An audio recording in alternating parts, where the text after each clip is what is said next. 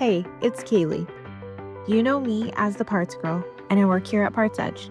Thanks for following this awesome journey as we highlight thought leaders and trailblazers, share best practices in fixed ops, and cover success stories of how dealers sell more parts and service. This is the PartsEdge podcast with Kaylee Felio. So I have Brian Fox here with me on the podcast. Welcome, Brian. Thanks.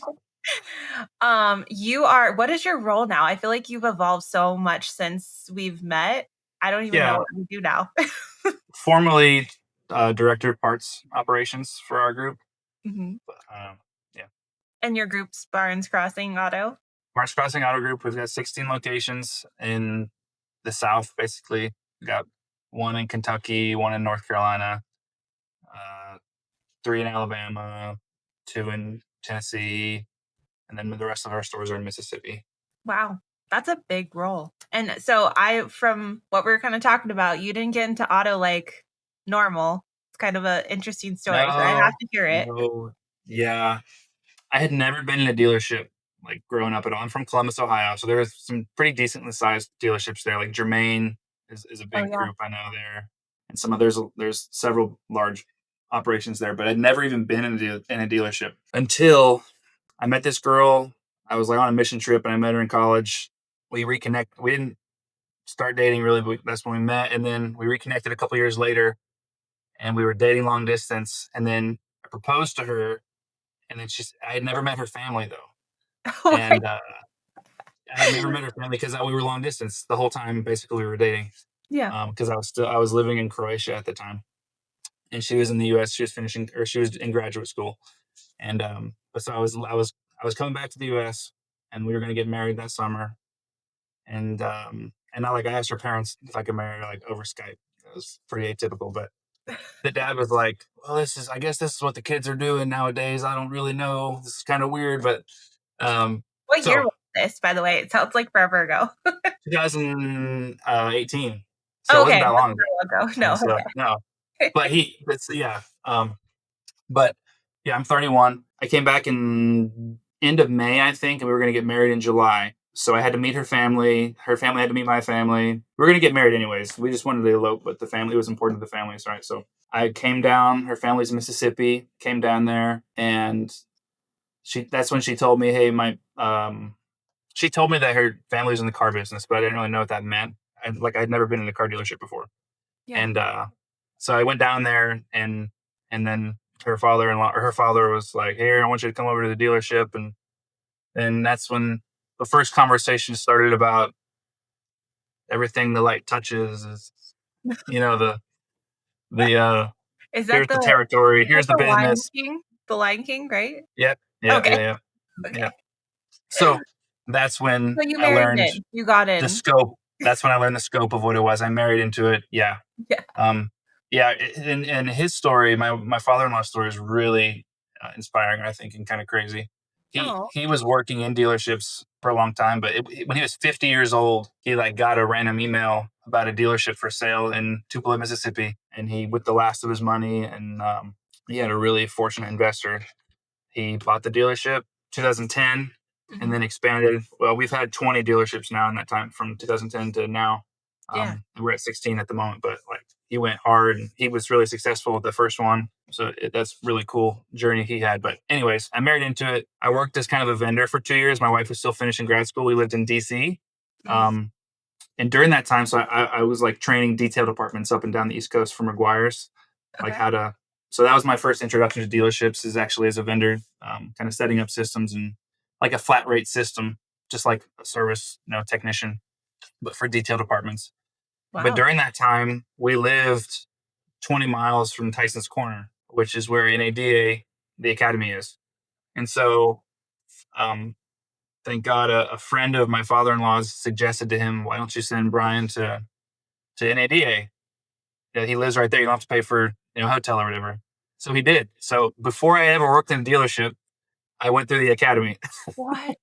It was crazy.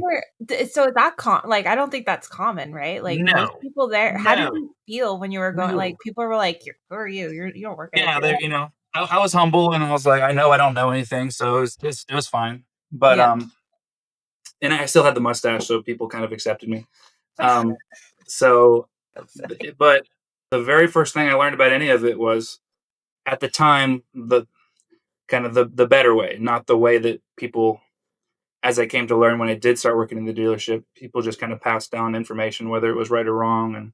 And so my introduction was what NADA was teaching, which now I'm at a point where I see what NADA does as like the starting point, not the goal to achieve, but um, still a good resource, but not necessarily the best, practice, but definitely like a starting point, like you said. Yeah, absolutely, a starting point. So I started at the academy, and then and I was interested in fixed ops immediately because we would analyze throughout. It was like it's 11 months, and you go back to the dealership for like 5 weeks, and you come to NADA for a week and for 11 months. And so I was getting introduced to a financial statement and everything. But one of the biggest things that stuck out to me was the opportunity, like the lack of efficiency in fixed ops. And I was like, oh, well, particularly service. At the time, I still didn't really care or know what parts was about, but no one does. So from the yeah. But here you are, a parts director. Here I am now. Yeah. So really, it was really interesting. From the beginning, I was pulled to fix ops, but I started as a used car manager when I did come. I moved down to Mississippi after my wife graduated, and that makes sense. Used car manager. Yeah, used cars, because my father-in-law, he came from sales, and he was like, "You got to do this." And it makes sense that you're a parts director now, because like getting that experience on that side, I think you can translate a lot of that. Oh, I do. Yeah, absolutely. Because I was like, guys, why are we okay writing this stuff off? We would never be okay with that with used cars. Like, yes. Yeah. Yeah. It's, so yeah, used cars, and then we started like an online auction. It's called Carmigo, and then I did that for a little while, like buying and selling. Then it came back to used cars, and then thankfully got into parts. Finally, I was able to push my way into fixed ops. Yeah. So so again, atypical, because it's my family's business. Maybe there's a little bit of what do you call it? Don't ask me. What do you call it? When you get, whatever that word is, where you get something because you know someone. I forget what it is, but yeah, it's like pretty common. But it is. But I worked the counter for a year. I did parts counter for a year, but I'm telling you, from the moment I did that until the moment I became the parts director, I was like, you don't want to see my Google Drive. Like, I was consuming everything, taking notes on everything. You guys, the Parts Whole podcast. I followed the Chris Collins stuff for like since 2020. Yeah, so I'd always been, constantly following those resources, and so, and then because I was on the counter, I didn't have that much really, and it was a small store. I didn't really have that much pulling on me, so I was able to really apply a lot and analyze a lot and experiment with a lot of stuff. And so that year on the counter helped me kind of build the foundation for. I kind of made a plan for if I do become the parts director, what I wanted to start doing. Yeah. So a year later, I did it. Right. A year later, you did it. Yeah. That's awesome. I think that's the best way to do it. I remember one dealer, he lost his parts manager and he had to work the counter for a good couple months. Oh, and yeah. He said he learned a lot. He doesn't ever want to do it again, but he learned a lot. Yeah. So I'm interested, like, just out of that year of being on the counter and now you have the role, like, what are you most excited to impact? Because I think when you're on the counter and you're in those roles, you can't really make as much changes as you'd like to make. I guess maybe, I don't know. Oh, for sure. Yeah, for sure. Sure. So what are you like most excited about changing or improving? Well, in our group, which I kind of get the idea this is common throughout the industry. There's just nobody really knew why they're doing what they're doing. Yes. It's crazy. It really kind of blew my mind, because I've never been someone who's okay with just doing what I'm doing and not know why or believe in it. Why. Yeah. Yeah. In our group, which I kind of get the idea this is common throughout the industry. There's just nobody really knew why they're doing what they're doing. It's crazy. It really kind of blew my mind, because I've never been someone who's okay with just doing what I'm doing and not know why or believe in it. Yeah. I want to work hard, but not for something I don't believe in, So So that, I think that like creating resources for every layer of every role to feel powerful, and that they know how to achieve, how to be successful. So because I knew that would ultimately result in the highest success for our whole business. And so um, yeah, there was just so much time wasted by people not knowing what they're doing or mistakes, and then the trying to get help from the one person who theoretically would be helping them, but then that person's busy because there's 15 other locations who also don't know what they're doing, and so it's just like a constant. It's just never improving, always having the same problems. And so my hope, I want to try to create resources where, like, me as the director, I don't want to be the I keep forgetting these vital words. Like, I don't want to stop the flow of progress. I don't want to be the thing that holds people up from getting something done or achieving something. So I want them to have the power and the knowledge. And so I'm taking my time kind of building these resources, so that when I fix it once, it's fixed, and then equipping the parts managers to either have the information available. We use Google, a lot of Google, the Google Suite, our Google Drives, um, or setting up processes that they can do things themselves. And then there's some mindset training as well that would go into that. But so yeah, I guess the thing I'm passionate about is equipping people for the job so that they can feel good about what they're doing and feel like they know what they're doing. And then with that, of course, we want to make more money, make as much money as we can, create the most unique experience we can. And when you say resources, are you talking about like the process or SOP? Like, what are you when you say resources? I guess, yeah, SOP would be the kind of most general way to say it. So literally, like, definitions of terms, like down all the way down to that point, that they can access because it's all in the same location. So I've got a folder for each dealership. I've got like my own stuff in the back end that I play with and edit, and then when I have it ready, I'll put a copy in everyone's folder. So we've got like a best practices, like, booklet for all the parts managers, and then like training curriculum for counter, all the way up to the career path, counter manager or whatever. So that's what I mean the resources. Yeah, So written out SOPs. That's a big deal. Yeah. That's like Yeah. not very commonly done. Especially like Yeah. Well, career path. yeah. Like, I just feel like not a lot of people realize how much opportunity there is in parts in the department and I the know. money you can I make. know. And that's another thing. Like, there's really a lot of opportunity, but nobody knows about it. And so my goal is to make everything visible and everything available to anyone who wants it. So if they've got the drive, the tools will be available, the expectations will be clear, and they can get it. And then it's not relying on me, and then I can go do whatever. Yeah, you can lead. Like, yeah, yeah, exactly. So to change it up a little bit, I want to talk about technology because you're probably bombarded with annoying people that want you to look at their products all the time. So what are you seeing in the market? Like what are some exciting things you're seeing as far as tech goes? Have you found anything that's been really helpful? Yeah, how do you manage all well, of that? I don't know. We are using PartsEdge. Thanks. We're trialing at one of our stores, and we've been happy with it so far. It only took like 3 years. But okay. Yeah, it did. It did. So yeah. So as far as parts goes, and I'm really trying to stick to my lane and just parts, and I'm gonna do it really well, and then I'm gonna try to expand to service and then beyond all that. But so I know there's a lot of stuff out there with service and sales and marketing and all that, but I'm really trying to kind of block it all out for the time being and just kind of focus on parts.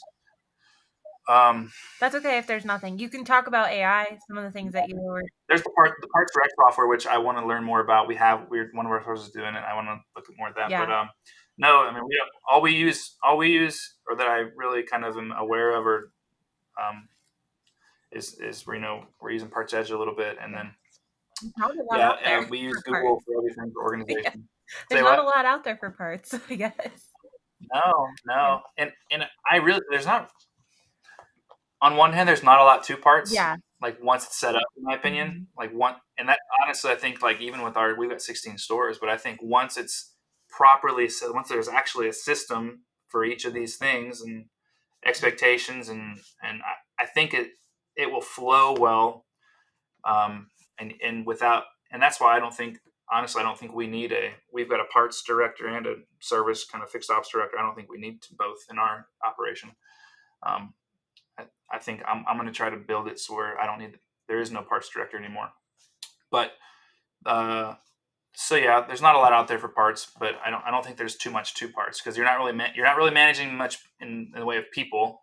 It's primarily you're just managing the money. So just doing that well, and organization, of course. But yeah, and that's why I'm like really trying to use AI to kind of do some of this data processing because that's what it's best for, right? Or it's one of the ways it's really useful. Is so many of our problems are between accounting and parts, and why don't numbers match? And it's like there's gotta, instead of doing this manually every week or every month, there's got to be a way to. We shouldn't be doing things manually. No, we're in 2025, almost 2026. Yeah, I've heard of the robots that are delivering parts to techs. That's cool. I've not seen that yet. I saw it. I didn't see it in action at a dealership, but I saw it at like a convention, like how it runs around. Yeah. So the robot kitties, like at the ramen places, they're like that. They just have space for parts. What? Have you been to one of those ramen places that has like a little robot cat that brings out the bowl? I live in a town that has, I don't know how many people, like very small. I don't even have a Costco, so we don't have robots delivering food. But I do know my daughter, she went down to Phoenix and they saw at Denny's, there was like the robot delivered like the pancakes or something. So there's that. Wow, yeah, exactly. That's it. Yeah. Yeah, it's very interesting. I think with the parts, it totally makes sense. Like it eliminates so much time and wasted, and the tech's more efficient, all of that good stuff. So yeah. What are your feelings about AI and shopping, like how that's changing everything and how we're searching, and that's as far as like how it caters what, like it can I try to figure out what we actually want to buy? Is that what you mean? Like how it targets us? Well, that, and then also people are shopping with AI. Like instead of just searching on Google, like you're like basically going like, this is the type of person I am. This is what I like. What kind of cars do you think I should have? Like what type of car? Yeah. And then we'll do the transaction for them? I think so. Yeah. It's like getting there. Yeah. Like, it's showing you like, hey, here's the draft of just approve it and we'll do it. Here's the cars that will fit you based on your lifestyle. I haven't done it yet. I'm curious what it thinks. Like, I want to tell it like lifestyle. Like, what car should I have? Yeah, that's super interesting. Yeah. I guess I could see that helping people if it's a decision they don't really care about and they don't want to spend the mental energy on, then hey. Yeah. I guess that's what it's there for, right? Make our life easier. I feel, I don't know. I go to AI a lot when I'm searching just to like ask it a bunch of questions because I feel like Google doesn't produce well, they have changed it a little bit, but it doesn't produce as much as I want. Have you asked AI to help you make like a Christmas list or anything? No, but I should ask it to do a schedule for the stupid elf to like do all the fun things with it. Like I want a schedule and I want to know. What elf? You guys don't do elf? How old are your kids? 4, 2, and 5 months. It's like Elf on a Shelf kind of thing? The elf that come to watch them, and it moves every night because it goes back to the Santa to give them a report on how bad or how good they are. Oh, no, I haven't. We don't do that. My mom gave it to me because they did it with my brother. I didn't have it when I was a kid. And it's so annoying. I don't know. It's fun. But she'll wake up and I'm like, shit, I forgot to move the stupid elf. And I'm like running to move the elf. Yep. We do like a little calendar. I guess you call it an advent calendar where they wake up and they get to move the thing, or they get to break the little container that has the dates until Christmas and pull out a little prize. But I want to go back to the shopping list. So what did you do with AI about a Christmas list or a shopping list? I didn't do anything yet, but as I'm thinking about it, there are a couple I might need some help with, some people. Oh.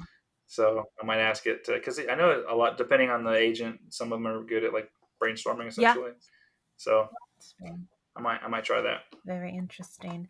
Okay, so to change up from technology, I've already asked you about the future of fixed ops. What excited you the most about it? All that good stuff. Did you share where you were before dealership world? Like, what is your background before?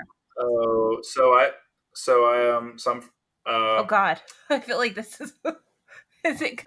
no, there's nothing. You're not gonna have to edit this out or Oh, anything. No, you're good. Um, no, I went to undergraduate and I studied philosophy, international relations, and Spanish. I thought I was gonna like try to go be a diplomat, like a foreign service officer or something. wow. But then, but I didn't do that. Clearly. I actually became a Oh, missionary, and uh, and I did that for 2 years. That's why I was in yeah. Croatia, and then I immediately got married after that. And that so like from I never really had any kind of vocational passion, but um, when I got married, they were like, "Hey, a friend of my father-in-law had this business where I worked with setting up Yeah. detail shops. So I learned how to detail and I learned how to do it well and how to Got into the set up dealerships. systems and then it came to cars. Yeah. So I've only ever done cars, I Yeah, guess. it sounds like it. But I think that's cool the path you went and then you kind of just found out. I love it. I love it now because now like I was never I do play games and so there's this concept called min Yeah. maxing, like being as efficient as you possibly can. And so I never realized how into that I was until I saw how inefficient we are in the car business. And so I love that I'm in the car business, especially now that I'm getting to a position where I can have more impact on making creating Mhm. efficiency. Like I love it. What do you tell people when they're like, "What do you do?" Do you just say like I work at a car dealership or like what do you say? If I don't really want to talk, I just say I'm in the car business. And Um, people are like, and then if they're interested, they'll ask more yeah. questions. But if they're not, yeah, they assume selling cars, and that's fine. But if they want to have a conversation, I'll let them ask more questions, and then I'll have a conversation. But Yeah. so yeah, I'm also this is not related to car business, but one of my passions is the sport of wrestling. I wrestled in Yeah. college, and in Mississippi, I got here and there was no wrestling in high What? school. It wasn't Oh a sport. wow. It was the only state that didn't have it. And so for a long time, if someone asked me what I did, I would tell them that I more about wrestling than about cars. But So you also do that um, too? Like you wrestled? I did. I recently kind of resigned from it and put it away. But we got wrestling going here, so now every state in the country has wrestling, and we've got like 40 schools now in the state that do it, and some kids have gone to college, which is really That's really cool. cool. So Any yeah, other but now I'm all Now you're cars, all cars. all cars. Okay. Just gotta stay focused on the role. Is there anything else like weirdly like weird about you or like any quirks or Oh, there's a lot of weird stuff, but and I always like hearing this stuff because I'm like, man, because I talk to so many parts people. I'm like, man, there's so many yeah, parallels. Like everyone's so much in common. yeah. It seems like a lot of parts people are into music. Yeah. That's my impression. The ones I've met, at least in our group, are like either like they Oh. play music or they're really into certain, I don't know, like punk kind of stuff. But um, no, let's see. For me, like I don't think I'd probably be considered a typical parts person if you're looking at like caricatures of roles. Why? I'm really into languages. I was really good at learning languages. That's hard. And That's not easy either. yeah, but for some reason I'm not great at the sciences, but the humanities stuff I was really good at Yeah. it. So I guess that's not weird, but it's That's I different. mean, I've never heard anyone say that before. So, Hmm. what do you feel like isn't like typical of a parts person that you have? Like what's like a or what is what how do I ask that question? Like I feel like you're Uh, probably pretty organized person. Like I feel like every parts person your I think I've had to desk become organized because I've tried to. I thought from my adolescence, I don't think people would have described me as organized, and they would describe me as just kind of like happy-go-lucky, just kind of go with it. accidentally succeeding in life is like probably how they'd explain it. Um, but now I think, especially, so the family I married the youngest of five daughters. So I've got four brother-in-laws. Three of them are in the same business that I am, and so I'm at kind of the bottom of the family. And so there's been a lot of, I guess, proving myself. Yeah. Um, and so it's forced kind of some professionalism, and like I've worked really hard at certain things that I feel like I've had to overcome. Like, because I see myself in a different way than I think a lot than a lot of my peers or family had seen me. And so I was like trying to make my internal reality and external reality for them. Like, hey, like I'm an asset. I'm this, I'm that. And so I am organized now, and at least with work, I am. That's fair. But I think our parts people generally are just pretty like compliant people, maybe is the word I'd use. Like they really want to do well and follow the rules, and they're when they they do want to all my people, they just really want to do a good job. And that's something that's why another reason I was so passionate about like equipping them to do that, because they want it. And if they ever failed, I couldn't really blame them because they had never been given the resources. And so, are the daughters in the business too? No, not right now. For a little while, they would do some. Now, my wife would kill it. She'd be better than any of us, but not right now. Of course, no. Thankfully, most of them just raise the kids at the moment. I don't say just as if that's nothing. Don't just say that. Oh my goodness. No, it's. I want to disclaimer there. Yes, you have to. Yeah, thankfully, it's allowed them to focus on being wonderful mothers. Yeah. And raise the kids. I'm always curious. And I've got three small ones. Yeah, so I know. My wife's super. That's busy. A lot. You said all under the age of 4. Yeah. Yeah. We could make this a parent podcast about how crazy life is, and that's a lot of kids. And not young. I just like some nights I'm like, we like can't even talk. I don't know about you guys, but we're like, what'd you say? Yeah. They're just yelling. I know, a lot of stimulus. Or stop doing that to your brother. He's only 2. Yeah. Oh my goodness. All right.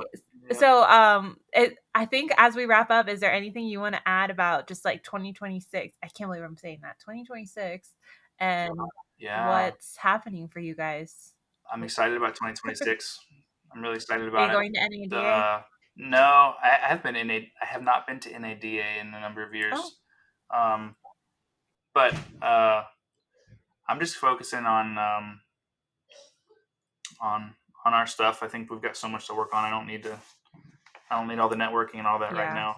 I'm just focused on it's overwhelming. Getting to a place where just setting up systems. Something I got from the Chris Collins people was systems first, people second, or systems first. I forget how he says it, but systems first, people second, something like that. And you can't put a bad person into a bad system and expect them to become good. Or you can't. Or if you have a good person and they're in a bad system, they're not going to last long. And if you have a bad system, you're not going to attract any good people or create any good people. And so I'm really trying to focus on, and I'm trying to kind of block out the noise as far as like whenever there's something that is asked of me that is not really a high return of my time. Because I think it's easy because we don't have a lot of systems set up in any of our departments.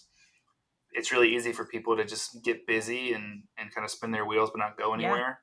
And so I'm really trying to, like, even though there's pressure from every level in our organization to just react to that stuff and do it, I'm really trying to go slower and delegate and empower people and build it the right way so that we can actually grow. Because I just think there's a lot of I don't even know what our true potential is as far as the service we can provide for people and how much money we can make. It's a huge potential. It's crazy. It's a huge group. I think anyone listening, anyone listening can learn from that. Just like you get in that reactive mode, like anytime, any business you're in. Yeah, playing defense. What? Yeah, playing defense. Constantly, you're like, oh God, if you just like slow down a little bit, it'll get better. Once you just slow down and set that process and get that system, then you save so much more time in the long run. So, yeah. Yep.